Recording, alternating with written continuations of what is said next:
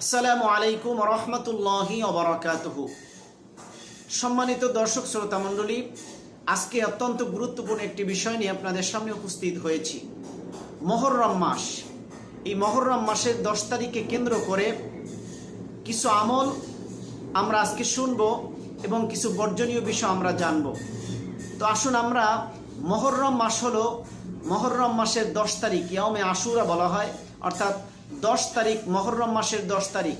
এই দিনকে কেন্দ্র করে ইতিহাসে অনেক ঘটনা আমরা দেখতে পাই। সেটা হলো হযরত মুসা আলাইহিস সালাতু ওয়াস সালামকে যখন এবং তার অনুসারীদেরকে ফেরাউন যখন ধাওয়া করেছিল, আল্লাহ রাব্বুল আলামিন মুসা আলাইহিস সালাতু ওয়াস সালাম তার সৈন্যদেরকে নিয়ে বা তার অনুসারীদেরকে নিয়ে যখন লোহিত সাগরের কিনারে এসেছিলেন, তখন আল্লাহ রাব্বুল আলামিন বলেন, মুসা আলাইহিস সালাতু ওয়াস সালামকে বললেন, হে মুসা, তোমার লাঠি দিয়ে তুমি সাগরের ভিতরে আঘাত করো। তখন মুসা আলাইহিস সালাম সাগরের ভিতরে আঘাত করা মাত্রই রাস্তা হয়ে গিয়েছিল এবং ফেরাউনের কবল থেকে মুসা আলাইহিস সালাতু ওয়াস সালাম এবং তার অনুসারীরা মুক্তি পেয়েছিলেন। এই শুকরিয়ার জন্য আল্লাহ রাব্বুল আলামিনের কাছে একটি রোজা আদায় করেছিলেন শুকরিয়া হিসাবে।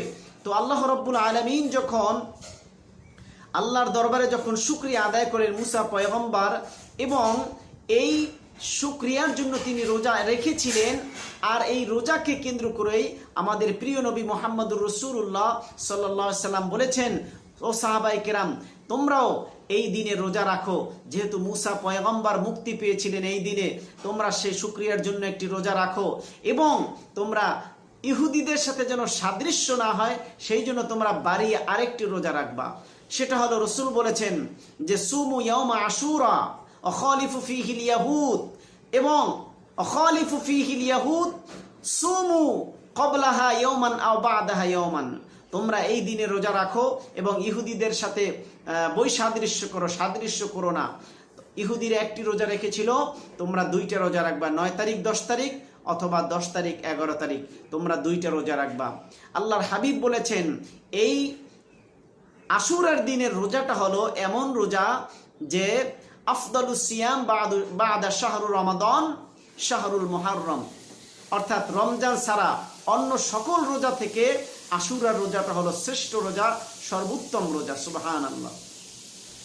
এরপরে আল্লাহর হাবিব এই আশুরার সম্পর্কে আরো বলেছেন যে সিয়ামু ইয়াউমা আশুরা, তোমরা আশুরার দিনে রোজা রাখো। এরপরে আহতাসিবু আলাল্লাহি আইয়ুকাফফিরাস সানা আল্লাতী ক্বাবলাহা, রাসূল বলেন, যে ব্যক্তি এই আশুরার দিনে রোজা রাখবে তার পিছনের 1 বছরের সমস্ত ছোট গুনাহগুলো আল্লাহ রাব্বুল আলামিন মাফ করে দিবেন। সুবহানাল্লাহ। সেজন্য এই আশুরার দিন আরো একটি কারণে গুরুত্বপূর্ণ, সেটা হলো আল্লাহর হাবিবের কলিজার টুকরা নাতি ইমামে হুসাইন রাদিয়াল্লাহু তাআলা আনহু, তিনি সত্যের পক্ষে, দ্বীনের পক্ষে, ইসলামের পক্ষে, কোরআনের পক্ষে ইয়াজিদ বাহিনীদের সঙ্গে যুদ্ধ করে তার 72 জন পরিবারের সদস্যদেরকে নিয়ে আল্লাহর হাবিবের কলিজার টুকরা নাতি ইমাম হুসাইন কারবালার প্রান্তরে শাহাদাত বরণ করেছিলেন।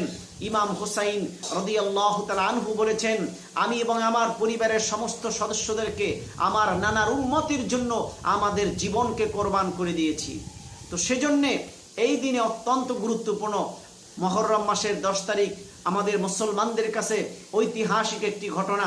এই দিনে আমরা রোজা রাখবো, এই দিনে আমরা পরিবারের জন্য খরচ করব, গরিব অসহায় এতিম মিসকিনদেরকে আমরা দান সদকা করব। এই দিনকে আমরা ঐতিহ্য হিসাবে আমাদের মৃত্যু পর্যন্ত ধরে রাখবো। মুসলমানেরা যেন এই দিনকে মৃত্যু পর্যন্ত ধরে রাখে, এই দিনের আমল সুন্নাত আমলগুলো যেন করে। আর তারা এক শ্রেণীর মানুষ আছে গায়ের রক্ত ঝরায়, এগুলো থেকে আমরা বিরত থাকব, এই ধরনের কুসংস্কার থেকে আমরা বিরত থাকব।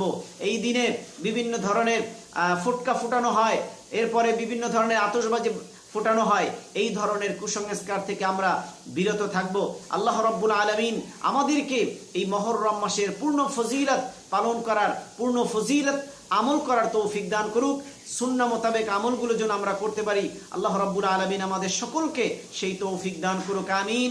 আসসালামু আলাইকুম ওয়া রাহমাতুল্লাহি তাআলা ওয়া বারাকাতুহু।